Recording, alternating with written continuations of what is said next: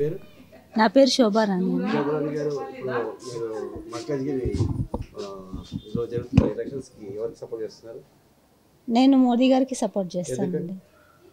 ఆయన ఒక యోగిలాగా తన కర్తవ్యాన్ని కర్మయోగం లాగా చేసే వ్యక్తి కాబట్టి ఒక యోగి చేతిలో ప్రభుత్వం ఉంటే అది పర్ఫెక్ట్గా ఉంటుంది. అంటే ఇంతకుముందు కాంగ్రెస్ వాళ్ళు వచ్చేసింది పరిపాలన కాదంటారా?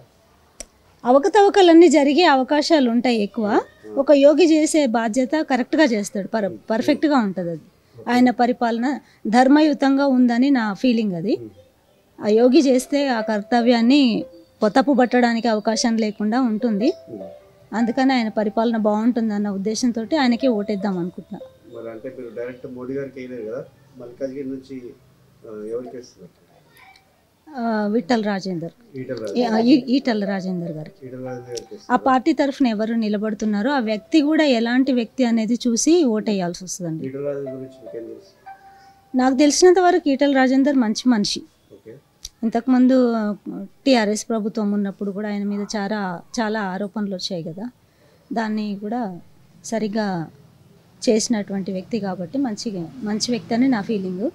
వేద్దాం అనుకుంటున్నాను. ముందు నుంచి కూడా కొంచెం నాకు బీజేపీ పార్టీ అంటేనే ఇష్టం. మోదీ గారు అంటే ఫస్ట్ నుంచి నాకు అభిమానం అండి చాలా.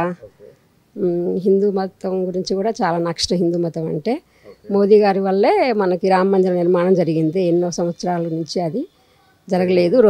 మోదీ గారు వచ్చాకనే జరిగింది రామ మందిరం. చాలా సంతోషం అనిపించింది మాకు.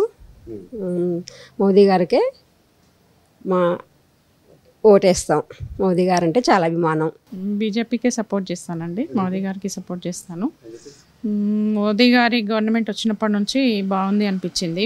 అంటే మెయిన్ ఏంటంటే మా లేడీస్కి ఎక్కువ గౌరవిస్తున్నారు లేడీస్ని. అన్ని రిజర్వేషన్ కానివ్వండి, వివిధ పథకాలు కానివ్వండి, చైల్డ్ ఎడ్యుకేషన్ కానివ్వండి, ఇవన్నీ బాగా చేస్తున్నారని నాకు అనిపించింది. అందుకని నేను సపోర్ట్ చేస్తున్నాను. ఈటల రాజేందర్ గారు కూడా మాకు బాగా తెలుసు. అంటే కొంచెం దూరం రిలేటివ్ కూడా మాకు కొంచెం అట్లా అని తన పర్సనల్గా కూడా మాకు అభిమానం ఉంది. మోదీ గారి పార్టీలో ఉన్నారు కాబట్టి కూడా రెండు రకాలుగా నేను సపోర్ట్ చేయాలని అనుకుంటున్నాను. ఈటల రాజేందరు తెలంగాణ సాధన కోసం చాలా కష్టపడ్డాడు. దాని దృష్ట్యా వారికే మద్దతు ప్రకటిస్తున్నాం. ఓకే.